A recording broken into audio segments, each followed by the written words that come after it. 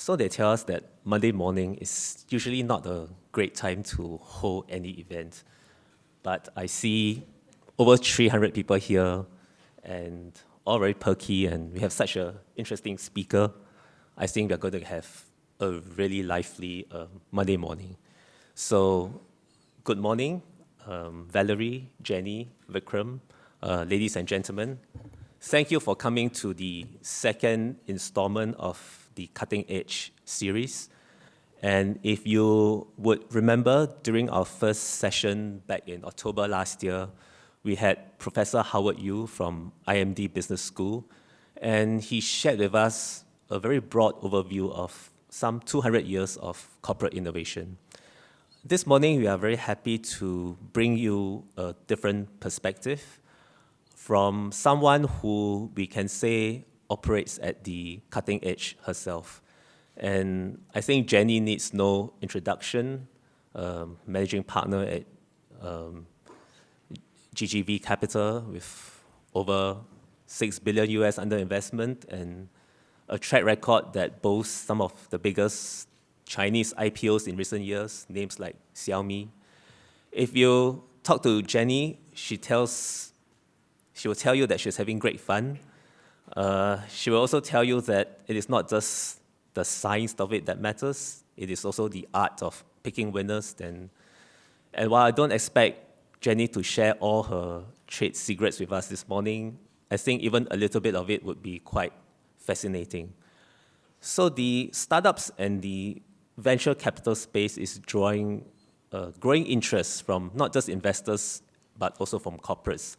So I'm quite happy to share with you also that the Business Times has been working to create a dedicated coverage of startups and venture capital. And we call it Garage. I know we don't have many garages in Singapore, but to us, that is just the mental space where people tinker with ideas and make things happen. So you can find it at businesstimes.com.sg/garage. So on that note, I want to wish everyone a very fruitful morning, and I'm really, really excited about the discussion that we're going to have. Thank you. Well, good morning, ladies and gentlemen, colleagues, clients, and partners.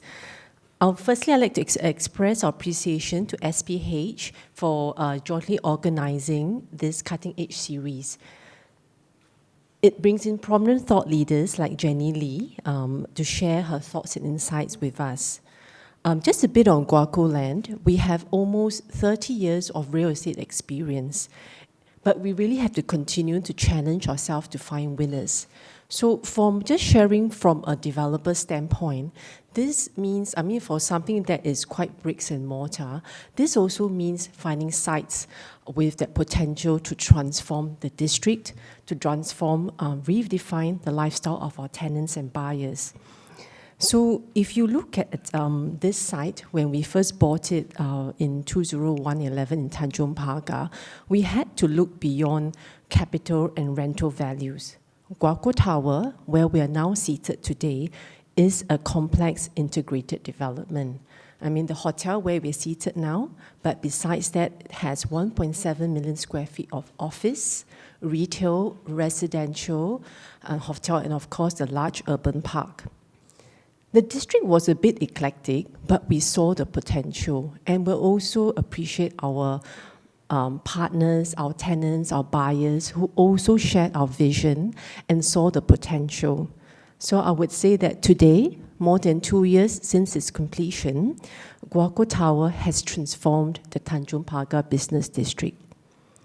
Well, Guaco Land, we will want to continue to look out for potential winners. This is land with potential to create cutting-edge developments, and to do so, we have to learn to continue to innovate, to better understand user requirements and future trends. We hope our upcoming development, which is called Guaco Midtown, which is down Beach Road, also within the CBD area, will be another game changer for the district. Well, thank you everyone for taking time to come today. Let us welcome Ms. Lee to share her insights as a global investor. Thank you. Good morning, everybody, and thank you for coming. So on a Monday morning, I think this promises to be a fascinating session. I thought I should say a few words about Jenny because I suspect that she's too modest to say them herself. So as Wei Kong mentioned, her company manages more than 6 billion worth of assets. She has a sort of reputed to have a Midas touch when it comes to investing in startups. She has invested in some of the household names such as Xiaomi, Kingsoft, Alibaba, Airbnb, Didi, and Grab very early on. Out of the more than 300 companies she's invested in, 45, that's astonishing. 45 have become unicorns, about 45. That's like 15%. Normally the ratio is 1%. It's like, if that, right? 1 out of 100. She's got 15 out of 100. That's an amazing hit rate. And the New York Times has rated her as one of the top 20 VCs in the world and only one of 2 from mainland China. And Fast Company has named her as one of the most creative people in business. So I think we are really in for a treat. So the routine will be as follows. I think, Jenny will speak about her fascinating professional journey, which took her from Singapore. She's from Toa Payoh as well, by the way, which is also where we're from at SPH.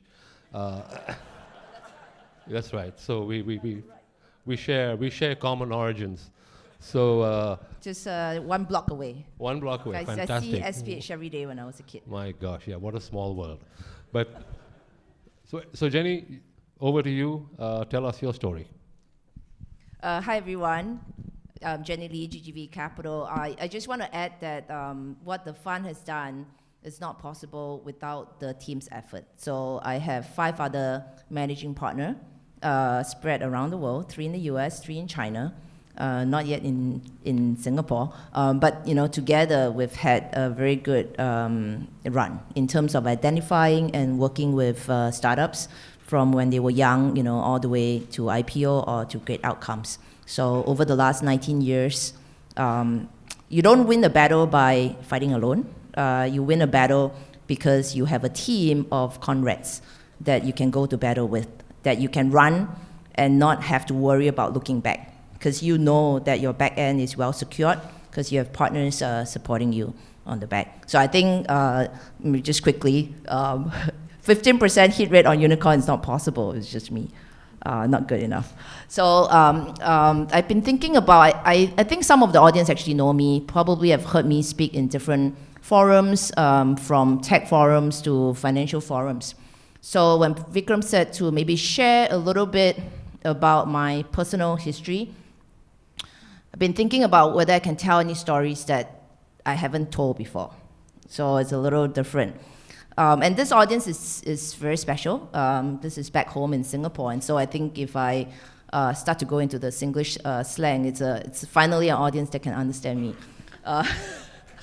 So I won't spend too much time on this, but I thought I'll just talk about it and then leave more questions for Vikram and for the audience. So as an investor, as a venture investor, the most common questions I get is, what are the criteria? What are the criteria or skill sets that a person has to build if you want to be a good investor? That's one question I do get. And as I look back on my history, I think that it can hopefully give you some insights. So growing up in Singapore, growing up in Toa Payoh, I'm a St. Nicholas girl. And I would say that, I've heard also when I got back this week that the Singapore education system is changing. It's changing from emphasis on scores to, emphasis on other skill sets, on extracurricular activities. And I have to say that looking back, I don't remember much of when I was a teenager, but there are 2 specific events that I do remember. So when I was 15 years old, I was a girl guide at that time, don't know any girl guides in the room. I had my first opportunity to leave Singapore. Before that, I thought Singapore was very big. Toa Payoh is, my home, small, still so many places that I haven't gone. But the first trip I took, I actually went to New Zealand. It's a country that has about 5 million population versus Singapore 5.6 million. but the land size is about 370 times bigger. So on a per kilometer, square kilometer basis, in New Zealand, there are 20 people per square kilometers. And I think in Singapore, you have 7,700. So when I first went out there, I realized that there are countries much bigger than my dear home. And there are a lot more animals there as well. It gives me a different perspective, right? That there's a world out there different from ours. That there's a lot to look at. And when you go south, you realize things are different as well, right? The toilet bowl spins the other direction when you flush. So that was my first flavor to say, hey, there is a world out there. And I should go out there and take a look. And while Singapore is great, it's actually interesting to interact with different people who look different and act different from me. The second episode that I remembered was I was a good science student, always have been. And so I was in the inaugural camp for the Singapore Science Centre Observatory. Don't know if you guys know, it's a great place. If you haven't gone, you should go. You get to see the sky and you get to see the universe. So when I was there, I had spent 2 days. It's kind of a camp for 16 years old. And I had a chance to play with the equipment, look at how the universe is being simulated. And all of a sudden I realized it's not just, a country is being bigger than Singapore. In fact, the Earth is quite tiny. And I could see in that there, it's not just a world out there, there's a universe out there. And that we are just, little beings in my little Toa Payoh flat. So I was 16. Then I realized that, okay, I better work hard. Because if I want to go out there from Toa Payoh, it's going to be tough because I have no money. Not a lot going for me in terms of background. And so thank you to the Singapore government, to the policy in place. If you work hard enough, if you have the right vision, there is a way. And so I had a scholarship, and I went to the US. And the other revelation when I went to the US, I went to Cornell. I don't know if there's any Cornell alums. Yeah, I see, yeah. I was an electrical engineer, toughest course, not the hotel management school. But I think the great thing about Cornell is that I also realized that other than the UK systems that we have, there are other education systems out there. And so again, just to make sure that I pay my school fees and get the most out of it, I attended almost every other class I can think of. Psychology, archery, philosophy, astronomy. Of course, I ended up in the business school taking free business classes under the business school as an engineer, also wine classes. And actually, the reason why I brought it up is I realized that beyond being an auditor, lawyer, doctor, and engineer, there are other careers out there. There are other areas, other callings that could be out there that we may not see when we are here. But there could be tasks and activities and jobs that could better fit, our profile. That's when I got to understand and learn about venture capital. So I figured out, I first learned about VC when I was 21. And that's when I got, opened up to the world of entrepreneurship, to the fact that even as an engineer or a doctor, there's another branch. If you have a passion to create, to drive new outcomes, that there is entrepreneurship, a way for you to create all that. What that taught me is that a single individual can make a change. If you believe enough, if you set your own vision and you execute, of course, along the way you make yourself strong so that you can fight the battle. But the overseas experience opened my eyes to the world out there, opens my eyes to what's possible. But of course, while you're floating in the cloud, you always have to come back. One of the professor I had, very good professor, he used to be a nuclear scientist, but was teaching the business plan class at the Johnson School at the Cornell, told me, if you want to be a good entrepreneur, if you want to be a good VC, you have to make yourself a partner to the entrepreneur. And the only way to be a good partner to the entrepreneur is that you have to understand what it means you have to have something to offer, right? Whether it's helping them to grow their businesses, whether it's, understand the product and technology that they're building, or most of all, empathy. How do you get empathy? If you've never been in the battle, you don't know what empathy is, right? If you've never seen how businesses are built, you don't understand. And so when professor said, go work, go find any organization, startup or big organization, but stick it out, stay. Do not just float around, you're a year here and year there, because you don't learn. try and give yourself 3 to 5 years. If it's a big organization, learn about organization building, learn about people dynamics. If it's a startup, figure out what it means for a startup, what are the key criteria on the startup front. And so, because of my bond, I was happily posted to Singapore Technologies Aerospace, where my first job involved me working with cool products. So I got to work with fighter jets. So those of you who knows me, I actually got to build and upgrade fighter jets, planes. I didn't get to see the nice CBD, great hotel, I don't know Guaco Land at that time, other than SPH, in front of my block. I actually spent my 5 years out in the hangars, working on planes. And that was the best experience I've ever had as an investor today. I got to see how products are designed, specs, built, tested, and then flown. I got to see engineers, from software engineers, hardware engineers, to installation engineers working to create that product. And I got to work with all levels of people, from technicians who are 30 years older than me, on the ground, to software engineers and cool fighter jet pilots who are our customers. 5 years. I went on different platforms, from fixed wing to kind of UAVs and gaming, like large-scale gaming simulation background.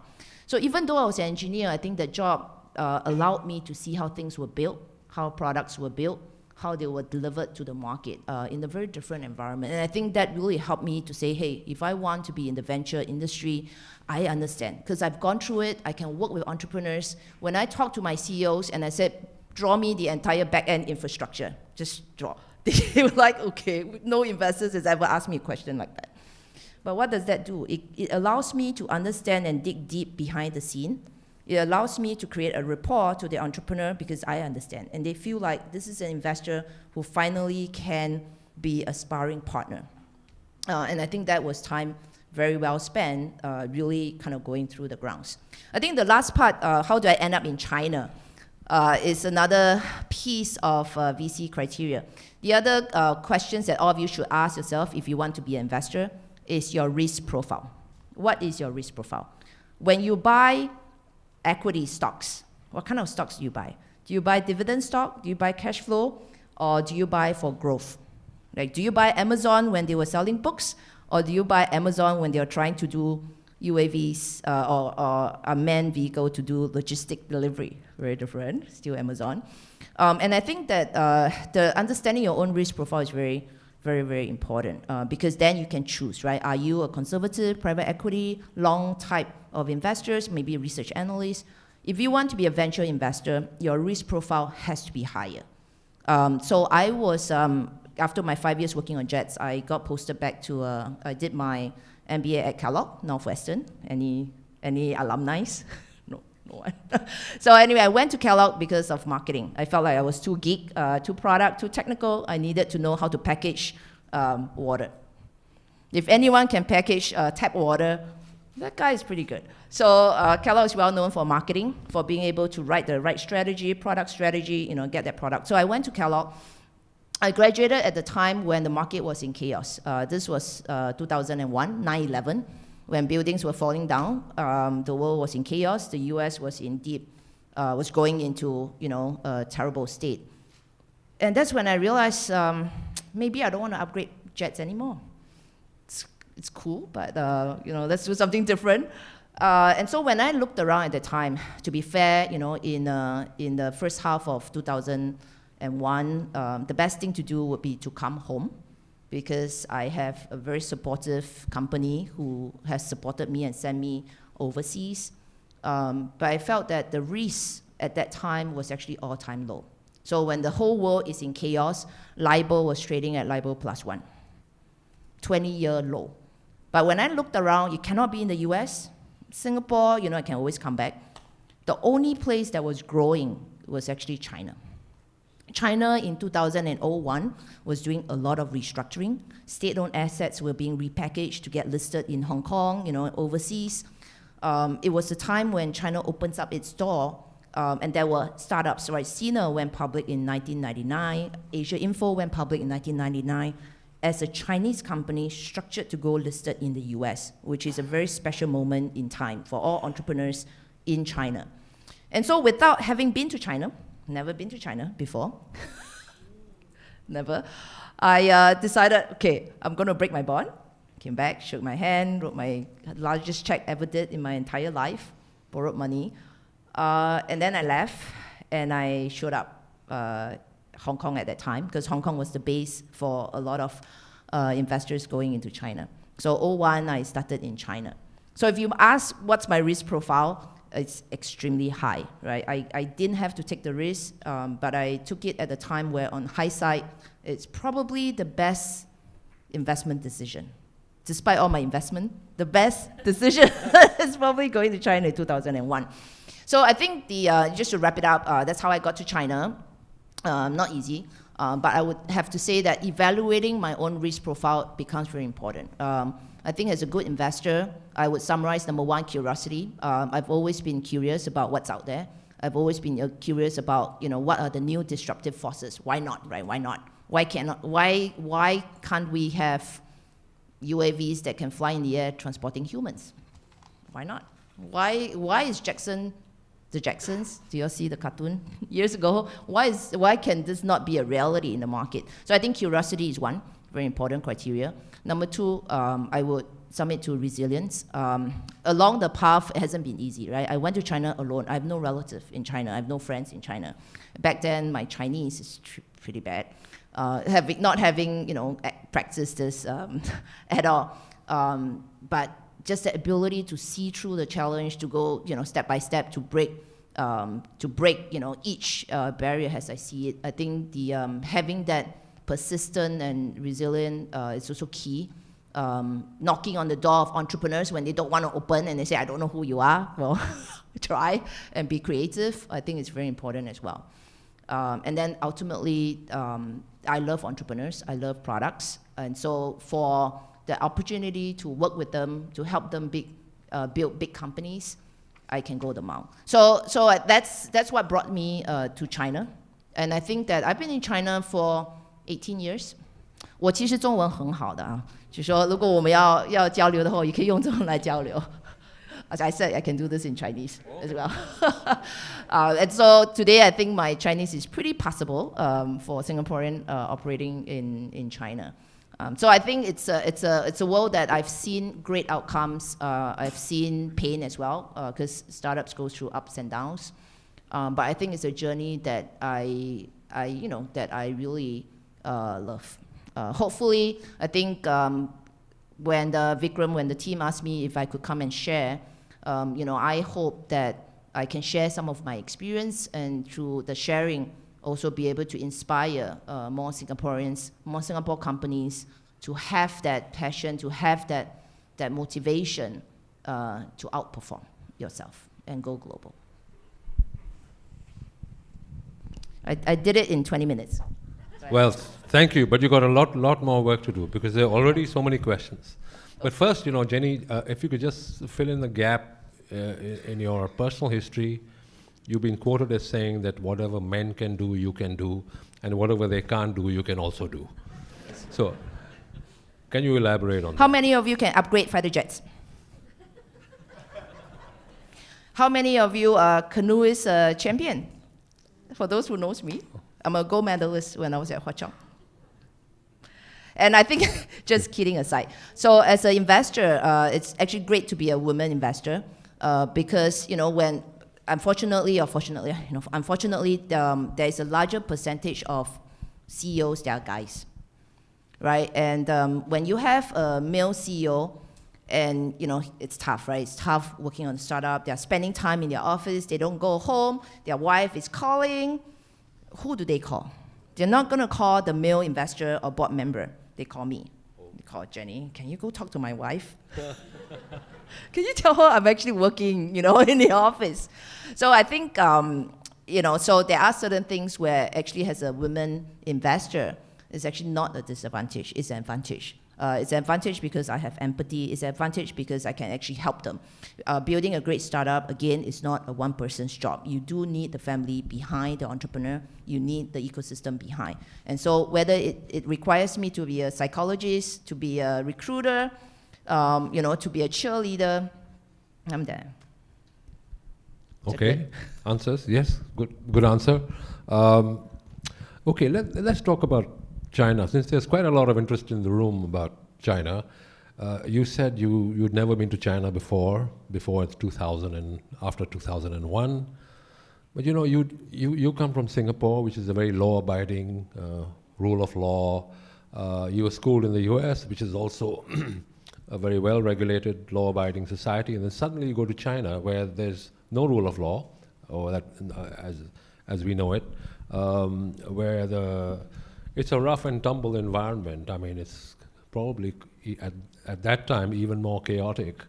So how did you cope? How did you adjust to this new reality in this place where the rules are opaque and there's no clear rules at all, and this entrepreneurial system is kind of nascent? Yeah, so I would think that I don't think about rules. I want to add actually one criteria, and that's problem solver. If you are a problem solver, the key is to understand the cause of an issue and then to figure out solutions to resolve it. I think that's a universal trait everywhere, whether you are in Singapore, US, or in China. And so when I'm faced with an issue in China, I don't think about it as, what's the law? Does the law allows me to do this? My first instinct is, what's the problem? What's the problem? What's the problem? So trying to figure out the cause behind the issue is important. And then my second reaction is, what are the solutions? And I think about how to fix those issues. So that's how I work with it. And if you have a problem-solving mindset, you do not need constraints. Because the best problem solver works with no constraint, meaning that you can think out of the box. You can figure out a way to solve that issue without worrying about rules. In that context, between the white and between the black and the white market in China, there's a whole shades of gray. And if you love gray, that's a market where you can survive, because it's a market that allows you, if you have better solutions than the next person sitting next to you, you will have a competitive advantage. If the rules are stuck and strict, then there's no way to move, which means that everybody only marches in one direction, which means that innovation would have to take a back seat in that sense. So I would say, yes, China is a tough market in the sense that there is no fixed rules and roads are not painted. But on the other hand, if you're a problem solver, then you would think that this is a huge, huge market where you can give full play to new exciting outcomes. But in a way, Jenny, from what you say, I mean, it's as if sometimes it's better to have no rules or unclear rules, because you can have more creative solutions and everybody doesn't go in the same direction, kind of thing. Is that what you're saying? I think in the world of entrepreneurship, there are no rules. In the world of government, of course. Yes. Right? Because running a state, organizing a country, you need rules. Because you need to make rules understandable to all levels of the population. In the world of entrepreneurship, where it's about disruption, it's about differentiation, it's about competitive advantage, then in a market where the rules are already too big, you're going to find that there's no new products and services. But in a market where there hasn't been rules and services, or rules and boundaries, then that's where you can give play to more exciting outcomes. So I think maybe along that front, I'll share. So in our world, where we look at China investments, China, they do regulate, right? But their approach, the Chinese government's approach to regulation, is a relatively wait-and-see approach. So 10 years ago, when we had online videos, and everybody realized that beyond CCTV, all the good stuff is on the web. So they all sign up to the web. They all open an online video account, whether it's Youku, iQIYI, or this Tudou at that time. And then you have this proliferation of thousands of video websites online. So I'm sure some of my friends in Singapore actually tap into the China websites as well to get good content, free content. And so all of a sudden you have a proliferation of media and content in China, communist country, beyond CCTV, controlled channel. But the Chinese government's first reaction was not to regulate. They actually adopted a wait-and-see approach for close to 3 to 5 years. And they allow the entrepreneurs to figure out, what's the right model. They allow the entrepreneurs and startups to compete among themselves. After 3 to 5 years, the market became clearer. You have the top 3 to 5 companies that had the mass of the user eyeball, or daily active users, more content. Yes, there was some yellow content, there were unwanted content on the web. Right? But after assessing the market for 3 to 5 years, the Chinese government decided they know, okay, if we were to regulate, this is how I regulate. In a way to allow the top companies to continue to work, yes, maybe under a bit of censorship and control, but they are allowed to operate this new service to cater to, back then, maybe 500-600 million of internet users. Right? So they come in later. And when they regulate, they clean up the long tail. So, the hundreds plus website goes away. The top 3 to 5 becomes leaders. This is how unicorns are built, right? Is that at the end of the day, when you can take on 20, 30, 50% of the market, you become huge. But the government regulation, or approach to regulation, actually has allowed innovation to grow. Sometimes when you cut too early, you actually stifle that ideas that's just starting to come out. Right. So, okay, so can you walk us through your modus operandi? I mean, through all the processes. First of all, how do you identify from all these hundreds or thousands of entrepreneurs, how do you identify which one interests you? How do you go about that? Mm-hmm. That's for a start. So this ties back to our investment strategy. So at GGV, at the fund, we do have an investment strategy. So at the strategy level, we have to decide what sectors that we are going to go after. So first of all, our fund focus on technology type investments. So internet technology, that's one cut. And then within that cut, each of the partners have a different kind of focus area. And we believe this is important, right? Because as I said, we view ourselves as partners to entrepreneurs. So when I'm an investor in the portfolio company, I actually feel and want that company to be successful. I actually have an active not just fund interest, but personal interest in the sector that we are looking at. So for example, for myself, I focus on product and technology innovative companies, primarily in a couple of sectors. So social, education, finance, those are my major sectors.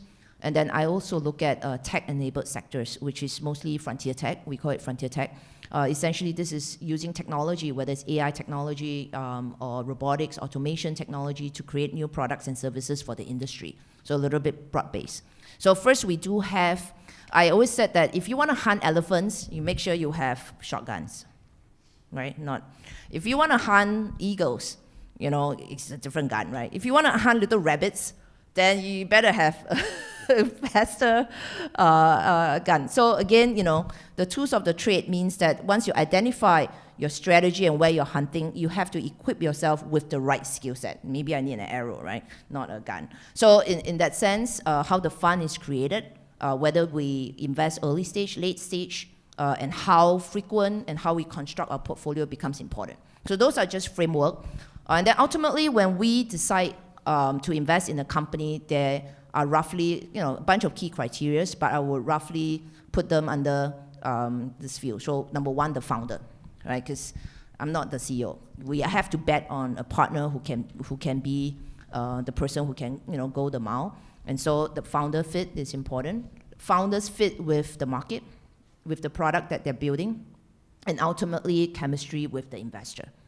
Those are important. So founder, product, market, and investor fit is where I will put this in call it a formula, but it's not really a formula. I think it's how we think as we analyze each of the deals.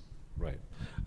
And walk us through your decision-making process. So you've identified a good company, and now what do? Do you have a committee meeting, or how does the decision get actually taken? Yeah. So decision making at VC firms can be very different. So if you are startup founders, you have to understand this decision making at each of the firm. So at GGV, we have an investment committee, majority vote. But because we are sectorial focused, the lead partner who understands the sector has to be the sponsor, right? So if you are in gyms, I know you're running a gym, then you need to find a partner who actually will invest in that sector, knows a lot about that sector, who can be your internal sponsor for that sector, because that's the partner that you have, almost like a startup founder that you would take it forward. So our process is relatively simple. So sector lead and majority. Then what we do is we spend time. As part of due diligence, we actually spend a lot of time with the management team, not just the founder, but the C-1 level as well. Sometimes I do meet their wives. Okay. If needed. So, and then we go do due diligence on the product. We call up customers. So basically business due diligence, legal due diligence, and financial due diligence in that buckets. Okay. Now, Jenny, there's some ideas when they are first floated, they seem totally crazy. I mean, in fact, Airbnb, which is one of your investee companies, when it was the idea first came out, people thought you're nuts. I mean, that people are going to open their homes to total strangers. And in fact, I did interview the founder of Airbnb, Joe Gebbia, and he said that it was a hell of a struggle to sort of even convince people that this is halfway viable. So have you invested in companies which at first the idea seemed totally crazy, but which now is considered normal? We do. So sometimes we miss, and sometimes, we get them. So our business, if you're a tech venture investor, this happens all the time. The one thing we need to tell ourselves to do is suspend disbelief. And when we meet with the company, we have to give the CEO time to articulate their vision. And that's why it's also very important for each of the partners to have a center of focus, because then we can see further. So yes, there are many examples. So I'm an investor on YY on the gaming space. Gaming space is not a space where investors are used to investing, because they are not gamers. They have no time to play games. China gaming is a huge, huge, huge market. When YY came out, their business model is about virtual economy. So if you sing and you sing well, on the platform, all the audience will give you virtual flowers. And then the virtual flowers will translate into currencies, which you can exchange for money, right? So pretty radical, right? Yeah. Like, who goes online? Now, if you're a good farmer, you can actually go on YY as well and teach people how to farm. And if you have a following, and they think you're good enough, they give you virtual currency. Some, if you're running a concert, they will buy a virtual membership. They drive their virtual BMW, which costs like 20,000 RMB online. It's a little icon that looks like a BMW. It's not a real car. But when you enter the arena, your car shows up. Again, virtual car, right? Shows up. That's 20,000 RMB. Wow. That is the world of virtual economy. And back when YY was doing this, to be fair, most investors don't understand, right? Most laymen don't understand this economy. Everybody thinks it's nuts. Like, who would pay? The reality is that the new millenniums, they do pay, right? The offline life is kind of a tough life. And so, when they go online, the online is another way for them to realize their entertainment needs, their vision, things like that. And so what do I do, right? To do due diligence, I actually sat beside the CEO and watch him play, and watch him go to different rooms, watch the interaction. We do due diligence meetings and calls at 2 a.m. in the morning at internet cafes, because it's not about us. It's about the population. And so we go down to internet cafes to look at and interview gamers and do surveys, and said, okay, are you using YY? Why are you using YY? Is this the best tools that's out there? And so part of suspending disbelief is that you have to verify. And so part of that due diligence is we go out to the market to survey the actual customers, because we are not the actual customers, right? We are a sliver of that one type of population. And so as an investor, we have to understand in China, there is a lot of that population that's still out there, tier 2, tier 3, tier 4. They don't look like us. They will not react like us. You think Xiaomi's phone, when it came out, is too low end, but not true, right? China, 99% Android phones. Apple phone's too expensive, right? So again, just understanding that is very important. Maybe another moonshot idea. I actually, given my history with drones, so my other moonshot investment is a company called Yihang, based in Guangzhou. The CEO's vision is to put unmanned plane transported in the air.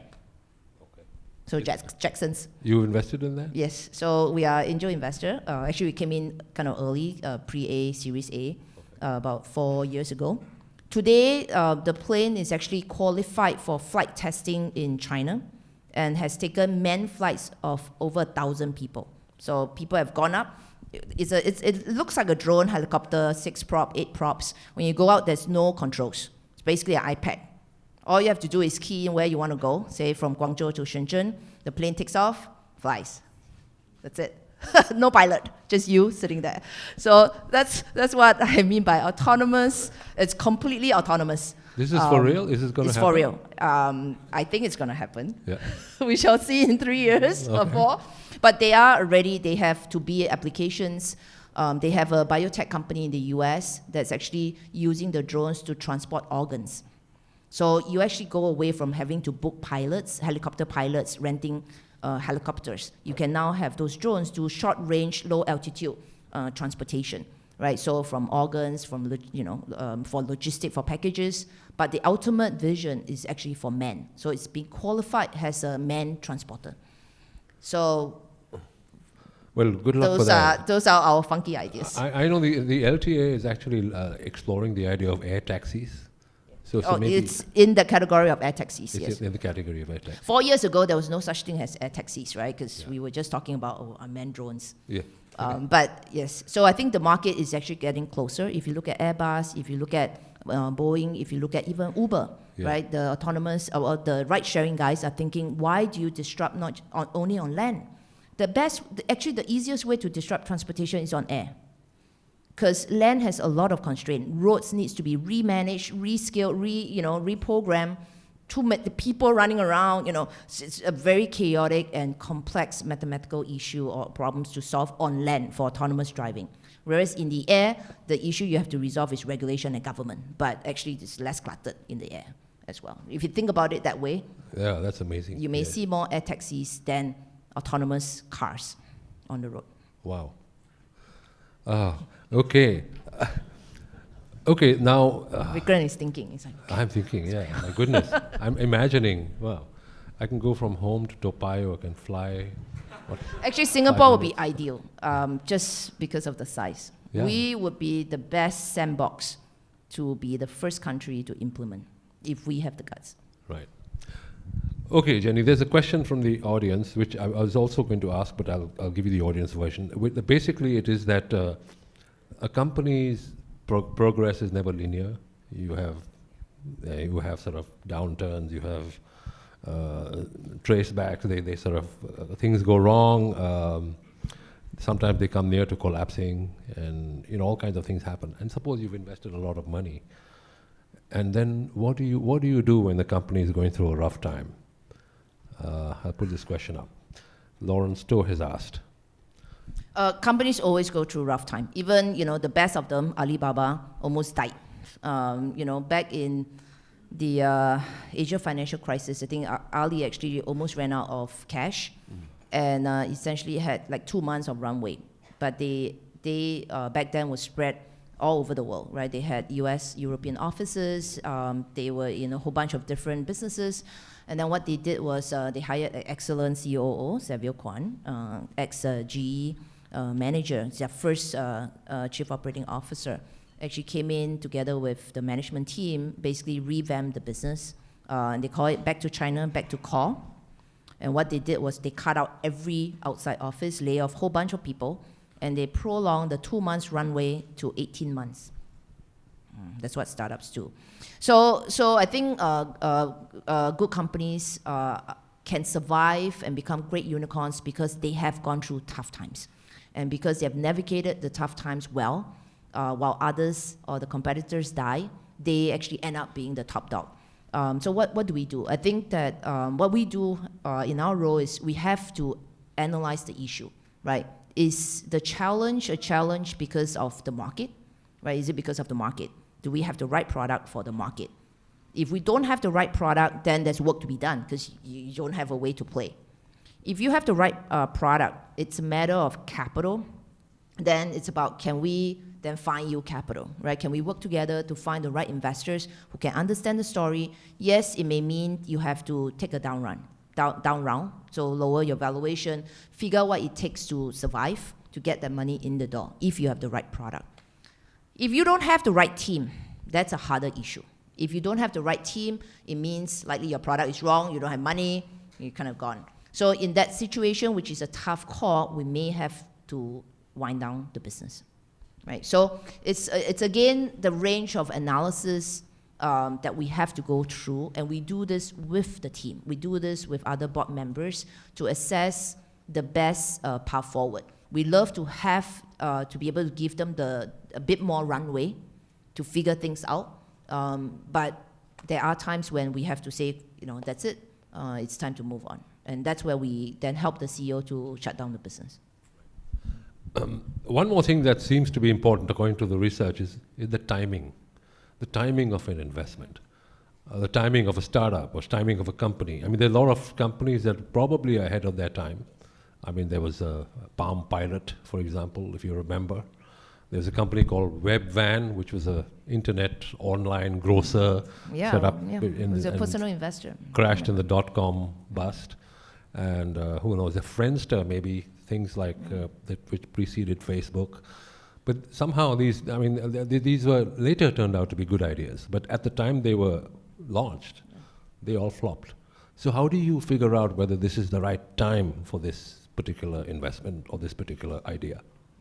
I think it's not easy, right? So that's why when I go back to first principle, the fit is important. So when we talk about product, founder product market fit, inherent is timing. And so for social products, it's a little harder because, social products, they have their own cycles, right? Every 5-10 years in the US, you get new social apps or tools. In China, the duration is shorter. In China, actually, every 3-4 years, we see new engaging product because I think the social demographic in China is a lot bigger, right? So if you look at China, for example, there are 300 million millennials, about 250 million gamers. If you think about babies being born, 17 to 18 million babies born a year. So if you're looking at education, K to 12, you're talking about 160 million target demographic. So we're talking about huge numbers, right? And so because of that, there is a higher chance of products that are geared for all these different demographics to come out. And so that frequency of new innovation is faster. In the US, you're talking about a population of 300 million, maybe 60 million millennials, right? And so that churn is slower as well. So it's hard for us to predict timing, but we can roughly kind of guess based on the sectors that they are in. And then very clearly, in certain sectors, you want to be first mover. I hate to use this word because it's almost like an MBA word, but this concept actually works, say, in the ride-sharing economy. So in the ride-sharing economy, if Grab were to start up today, they will not be successful because the model is already proven. There are so many established players out there.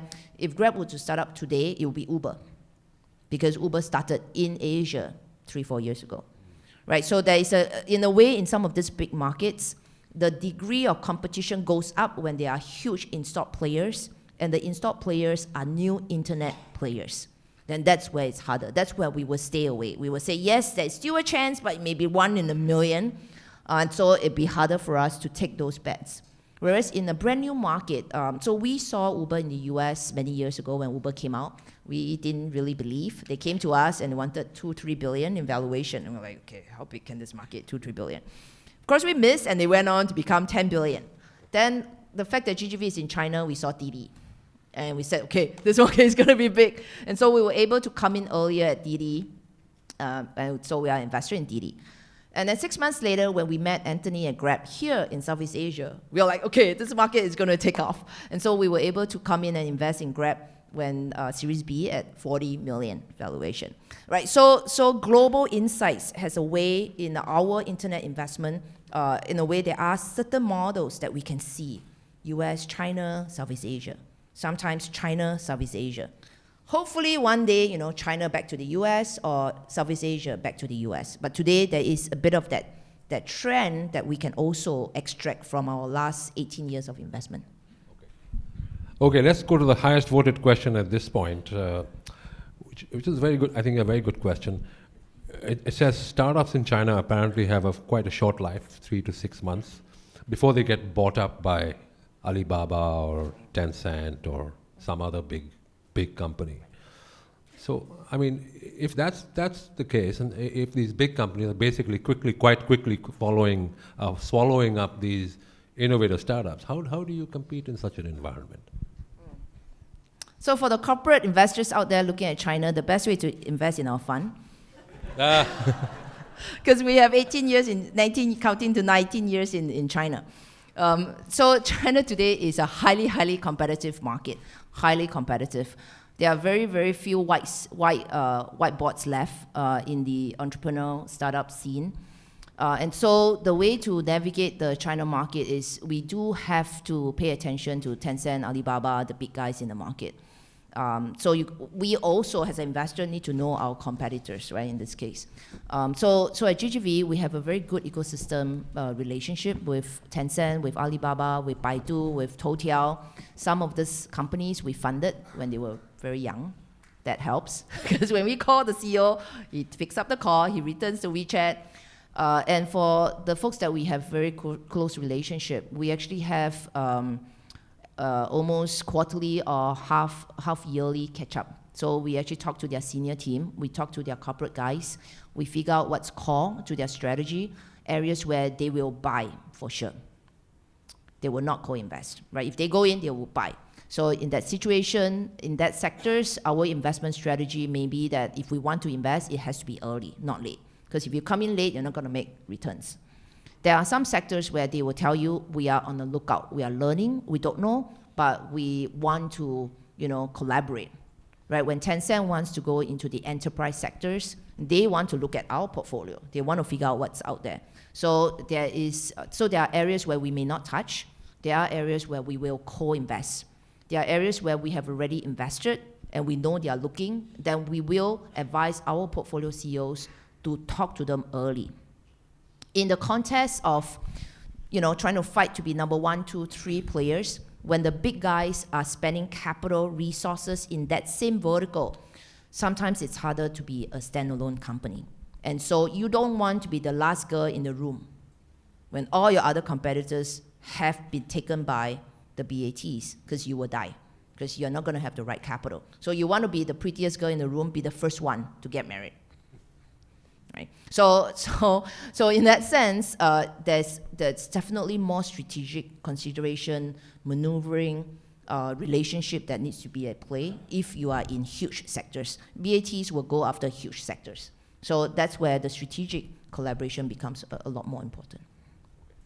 So talking about huge, I mean, a lot of these companies in the US and Europe, like Google, Facebook, Amazon, are under a bit of heat for being too big, basically.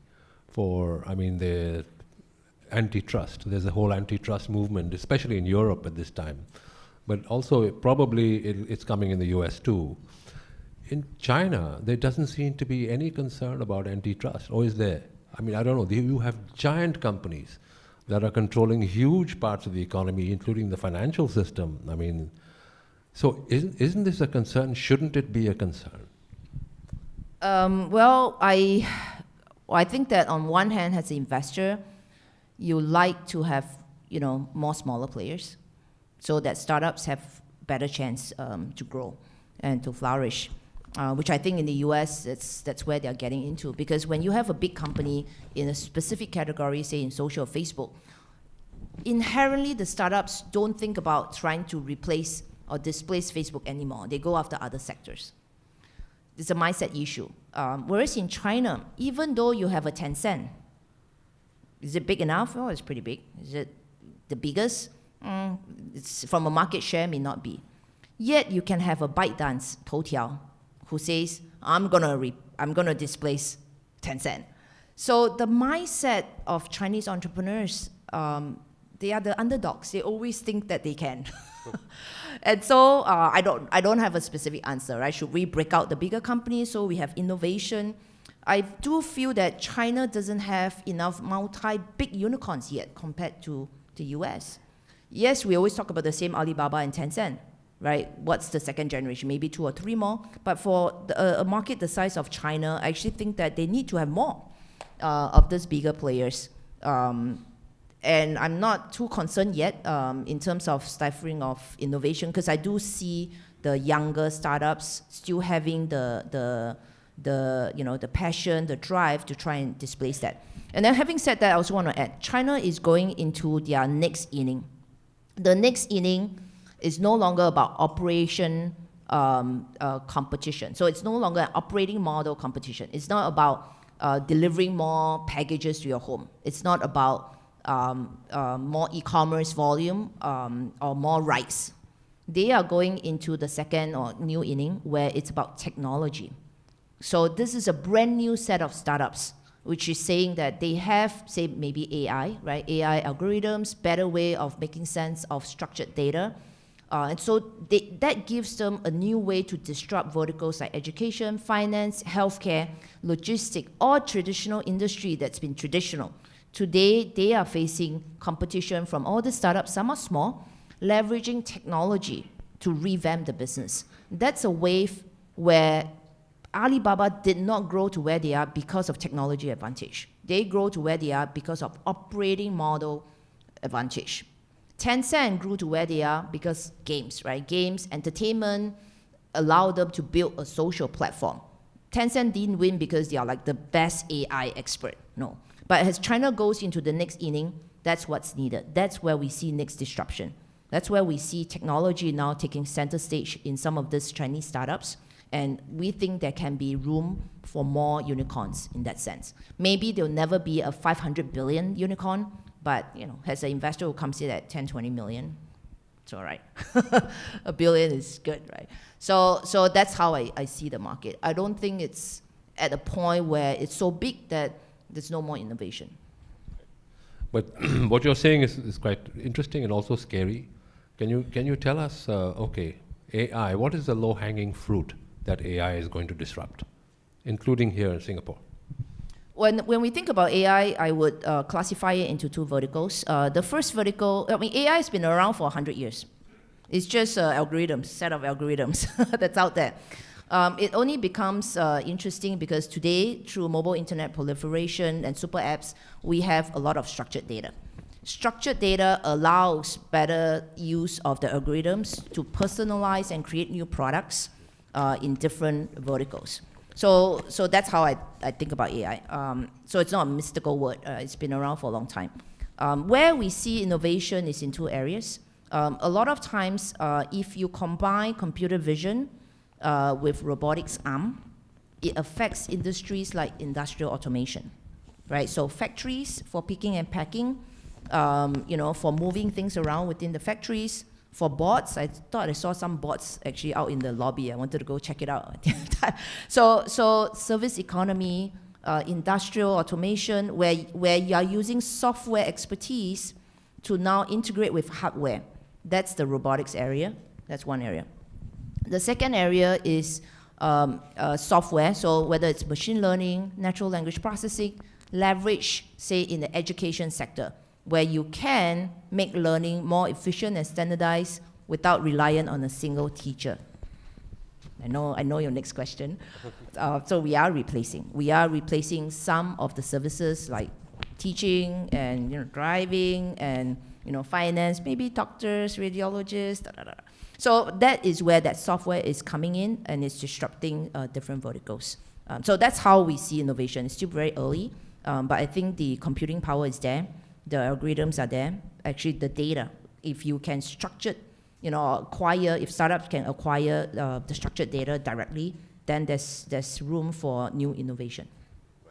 Since you said my next question, I'm going to ask it. So are you concerned about the disruption of employment, of jobs? Is that on your radar screen? And do you think it'll lead to resistance in the adoption of some of these technologies?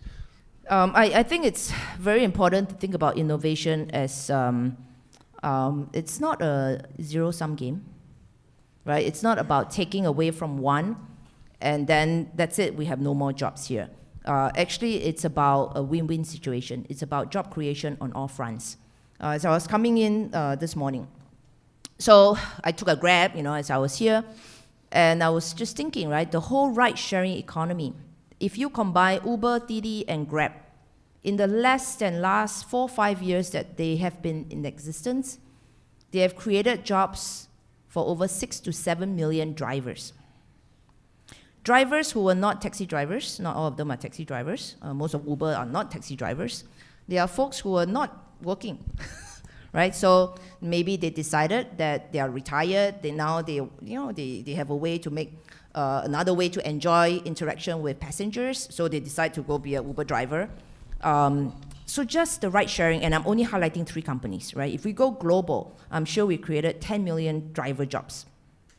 You think about Education 2.0, where in the past, your kids can only go to school, go to offline schools. You worry about, do you find the right teacher? Today, you can actually go online. In China, there's a platform called VIP Kids, where the Chinese can let their kids learn English from a native speaker in the US. And they hire tens of thousands of teachers from the US who are housewife or college students. They don't work, but they can come back to the workforce and contribute a portion of their time to, of course, make income for themselves, but also to teach the next generation. So that's another example. I'll give you another example. In the robotic space, I went to factories and I asked the factory's owner, I said, if you use bots, are you going to get rid of workers? And the owner at the factory told me, no, I cannot find the workers. So one example I'd like to give is in the food industry, mushroom picking. Right? I said Chinese love our mushrooms. There are like 2,000-3,000 categories of mushrooms. They look different shape and size. It's not even a standardized product. It's not a package. And the way the factory works for mushroom is that they have pickers visually looking at mushroom coming on a conveyor belt and then picking them and putting them into baskets that will be sent to supermarket. These are highly skilled workers. It's a high margin business. But the skilled workers are in their 50s going to 60s and they're going to retire. This factory owner has no way to hire new folks to replace because the youngsters don't want to be mushroom pickers. They want to be Uber drivers. They want to be Didi. They want to go be an online, live game streamer, right? You play games and they pay you.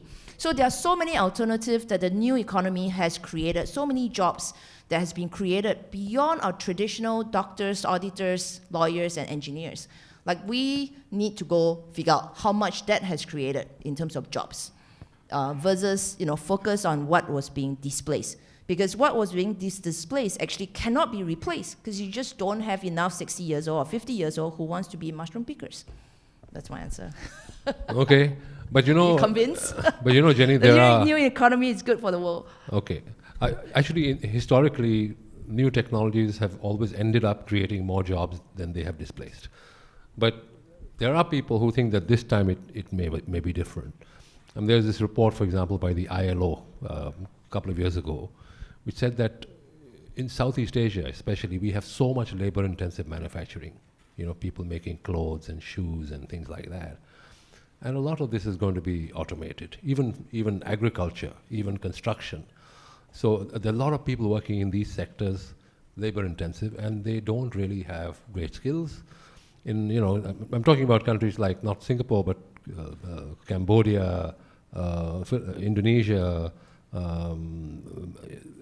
the poorer Myanmar, places like that.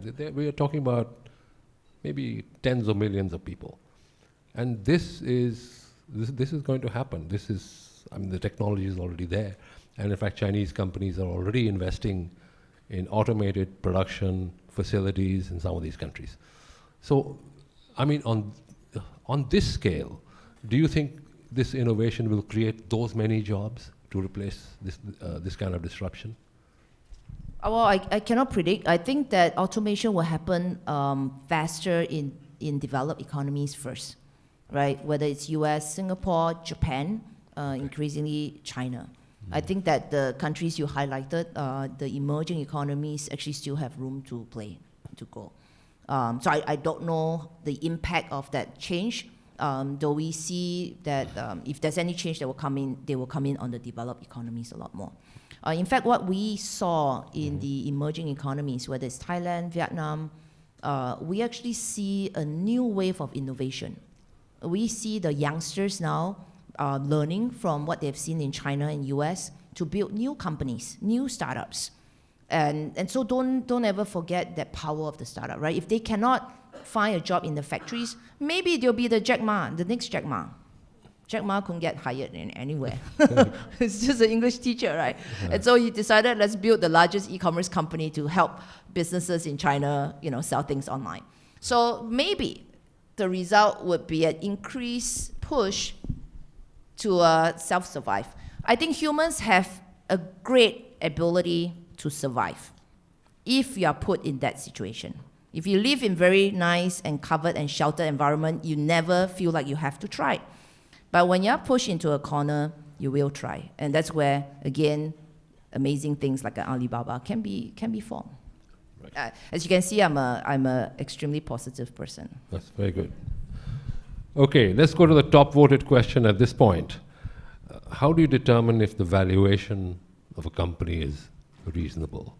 I mean, this is totally arbitrary, right? I mean, people ask 10x, 13x, even at the infancy stage. So how do you decide whether, what's a good number? Yeah, so I think valuation is art and a science. So if you are Series B, Series C, and you do have operating and financial matrix, then there is some basis, right? You can either value a business. If you're an industry that values on cash flow, then it's a DCF valuation. If you're an industry that values on revenue growth, then obviously, say if you're e-commerce, it's typically valued on GMV, so 0.5 times to 1.5 times GMV growth. So again, if you're mid-size, Series B, C, and there are operating and financial matrix, then there are standards. There are comparables in the market, public companies out there that can lend itself to some form of a valuation comparison or benchmark. Now, of course, if you are a young company and you're not public yet, you're private, I do advise entrepreneurs out there not to be fixated with valuation, right? At the end of the day, if your final valuation is 0, it's multiplied by 0. It doesn't matter. It's not about the journey. In valuation, it's not about the journey. The journey is about, can you onboard partners to help you grow? That's more important. If that means giving up a piece or having a discounted valuation to get that partner that you want, I would say go for it. Because that partner may bring you, 10x outcome on the business versus this little 1 to 2x that you're trying to squeeze.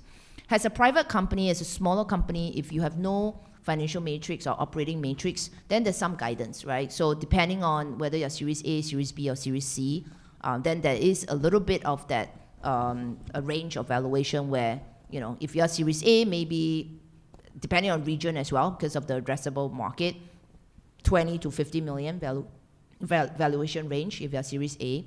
And then, of course, Series B, Series C. I speak in general here because each of the sectors can be different as well. But I would say do not be fixated by valuation. It's about winning at the end of the game, not showing that you have won just by announcing your financing rounds. Okay, another highly voted question. Do you see any unicorns coming out of Singapore? So Singapore is quite interesting. Over the last couple of years, there has been unicorns, right? So last year, Razer got public, Garena got public, and they are all unicorns. It took them 10 years or over 10 years. But we can now start to see that there are unicorn outcomes that are now listed. Grab, being a private company, is a super unicorn. Gojek, Indonesia, is also a unicorn. So yes, I think we do see that this market is starting to get interesting and possibility of big outcomes. Now, specifically coming out of Singapore, I think that there is room for companies to be big coming out of Singapore. But the criteria is that if you're only targeting the Singapore market, then you're playing in a small pool. When you do that, it's unfortunate. Then if your pool is a small pond, it's hard to justify a huge valuation because your growth is limited. So if you're based in Singapore, but you can use this as a base to look at India, Indonesia, Vietnam, these are big market. Southeast Asia has a block, has about 600 million population, and probably close to 200 million now in terms of internet users. So if you think about it from that perspective, it's not small. It's about 1/3 the size of China market, right? So you got to think that way. Can your product and services go out of Singapore? Can you service the region? If the answer is yes, then I would say do that as a day one objective, versus saying, let's fight the Singapore battle first, because while you're fighting Singapore battle, someone took on Indonesia and Vietnam, and it's game over for you.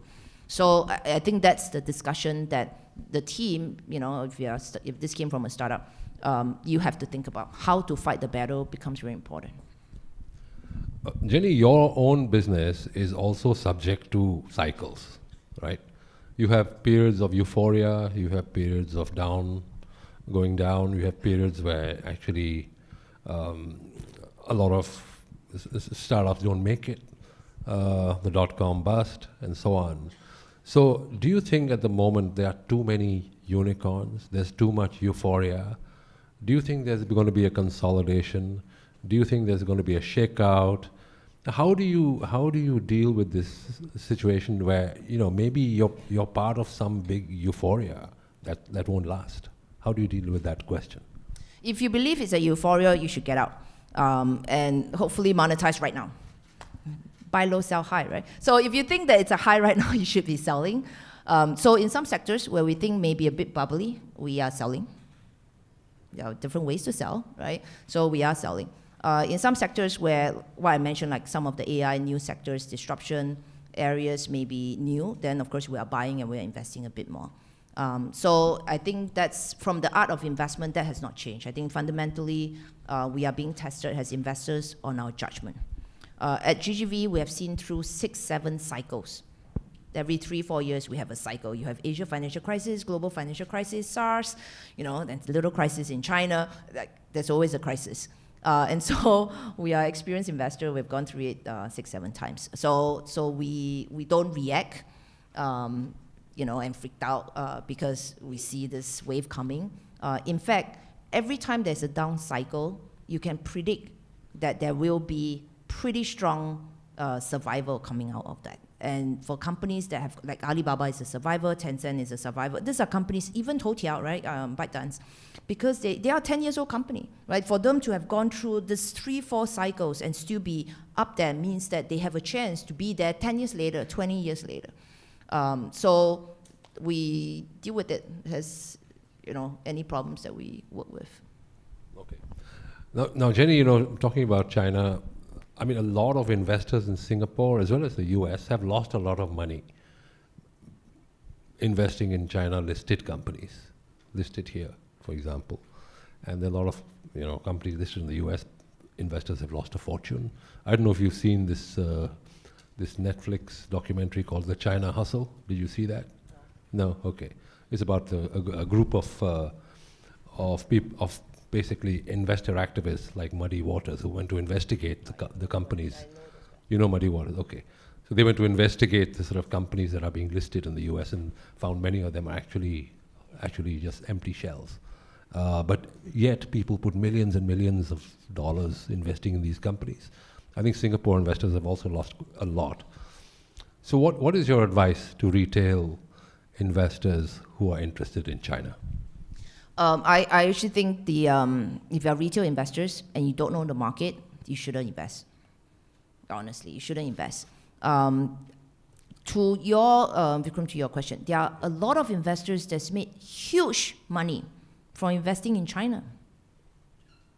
How come you're not on the other side? So there's a reason why you're not on the other side, right? The guys who invested in Alibaba, the guys who invested in Baidu after IPO, the guys who invested in Tencent after IPO, they all made money. Not just one fold, many folds over. The guys who bought into Pinduoduo, do you all know Pinduoduo? No. So it's actually a 3-year-old company doing social commerce. Actually, it's grown enormous, huge company, just went public in the US, and people have made money, right? So I think the number one advice for retail investors, if you don't know the market, if it's only a public stock, there's no way for you to know more, learn more, do more due diligence, I wouldn't advise going in. Because for every good company out there in China, because the market is huge, there are also many other black sheeps, right? And so, I think that I wasn't sure where you get the stats, but if you look at the companies that's chosen to list in Singapore, unfortunately, they are in a specific silo, whether it's in water treatment. Like there was certain thematic attraction where Singapore attracted some of these companies to come list in Singapore, right? Whereas the internet, the tech ones went to the US. So there was a little bit of that self-selection process. And in traditional industries, more due diligence has to be done. Have you, as a retail investor, gone to see the plant in China? And if you have gone to see the plant, are you sure you're seeing the right plant? When we as investors do our due diligence for traditional businesses, and sometimes we do because they're factories and stuff, we hire private investigators. I go through and ask them, disclose, how many books do you have? I ask them the direct question, of course, as a private investor. So 3 books, one for audit, one for regular, and one for investors. Well, which one do you want to look at, right? If he can be transparent and talk to me and tell me he has 3 books, at least I'm one hum over relative to other retail investors, right? So that's the gray. Then the judgment is, can we move them from gray to black, right? No more 3 books, maybe just 2. Things like that. So it's still a market that is very big, huge opportunity, but also a lot of risk. And so if you're going to invest, go with a trusted partner. A trusted partner that can help you on your investment if you're a corporate investor. If you're retail investors, I would recommend you're better off, looking at some of the blue chip on the internet side. The internet industry is one where a lot of the CEOs are self-made entrepreneurs. They are the underdogs. They don't have relationships. They didn't get to where they are because they had this princeling relationship or government relationship. They fought the battle. And you can read about all these entrepreneurs. You can meet them, right? They are out there. And so I think the chance of being able to talk to them, to get closer to them, to understand their business, most of the time their business has comparables in the US, right? For every Google, there's a Baidu. For every Amazon, there's a Alibaba. There are easier ways to understand the business versus trying to figure out a business that we don't know and don't understand. If you don't know, don't understand, stay away. Okay, I think that answers the question that somebody had asked, which is what are the requirements for an individual to invest in a Chinese startups? So I think you've given a pretty clear explanation on that. Would anybody like to stand up and ask a question? I always like it when people ask themselves. You can just identify yourself. There's a mic coming to you. Just a minute.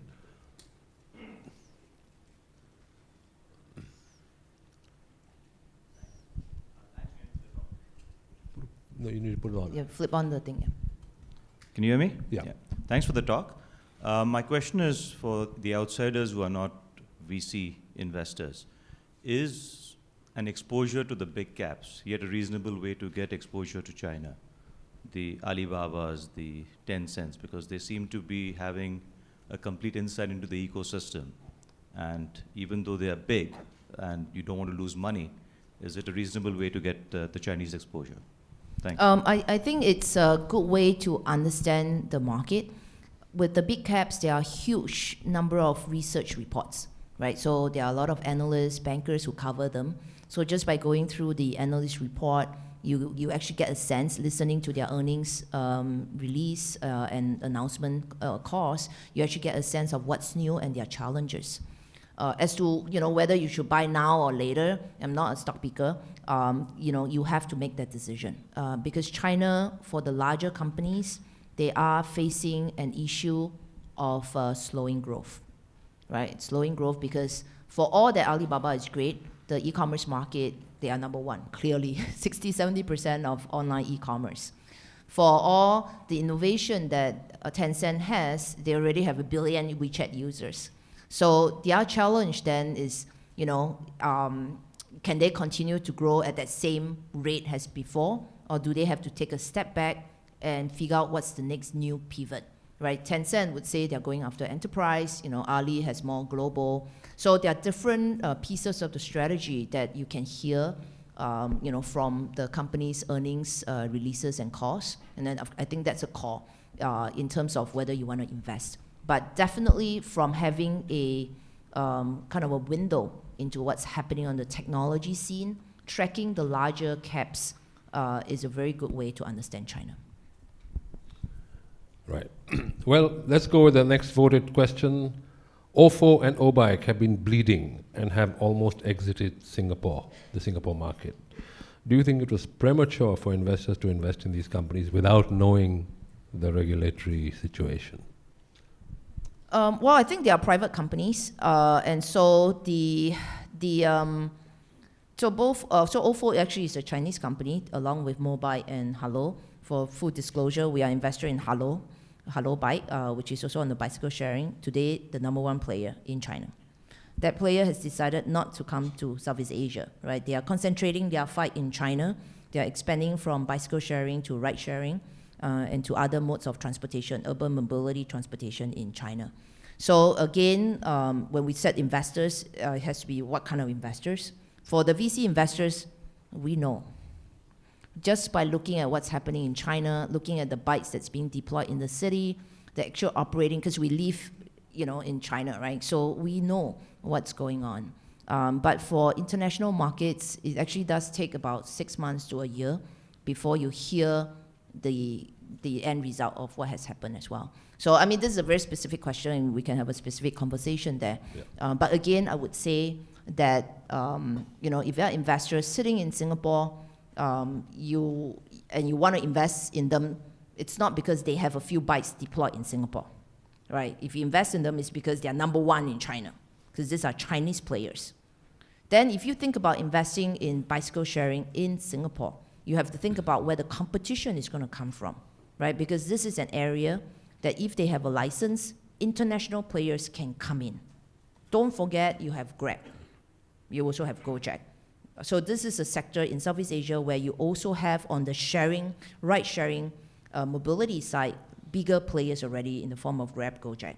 So if they expand their businesses into bicycle sharing, your little startup has no chance. So again, this is one where you have to start taking into account the dynamics when you decide to invest in them, right? If it's a blank area, maybe. If it's a China player, do your due diligence. But if it's now, I would say really investigate the competitors on the scene. Oh, Jenny, another question here. Can you elaborate what you mean by the right founder for the right market? I remember you said there's a heart test and a brain test.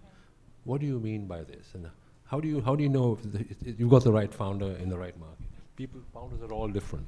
Yeah, they are all different. I think that's what makes this job fun. Yeah. So, for example, if I have a company trying to be the next Snapchat, Snapchat, social app for 15, 16 years old, and he's 60 years old.